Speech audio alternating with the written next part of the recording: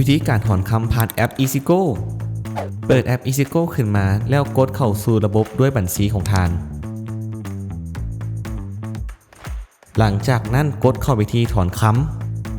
ำระบบจะให้ท่านเลือกว่าจะถอนคำอยู่สาขานครหลวงหรือสาขาต่างแขวงถ้ากรณีต้องการถอนคำอยู่สาขาต่างแขวงแม่นให้กดเลือกแขวงและสาขาที่ต้องการไปรับคำเลือกน้ำหนักคำที่ต้องการถอนและเลือกวันที่ที่ต้องการไปรับคำถ้ากรณีต้องการถอนคำอยู่สาขานครหลวงแม่นให้ท่านกดเลือกสาขาที่ต้องการไปรับคำแล้วเลือกน้ำหนักคำที่ต้องการถอนและเลือกบัญชีที่ต้องการไปรับคำหลังจากนั้นให้ท่านกดขั้นตอนต่อไปและระบบจะเตือนขึ้นมาให้ท่านป้อนข้อมูลพร้อมกับทายหู้กับบัตรและหน้าบัตรของท่านแล้วกดขั้นตอนต่อไปหลังจากนั้นระบบจะให้ท่านยืนยันรหัสPINเพื่อดำเนินธุรกรรมการถอนเมื่อยืนยันสำเร็จระบบจะแจ้งเตือนว่าท่านได้ถอนคำสำเร็จแล้วหลังจากนั้นให้ท่านกดบันทึกหน้าจอ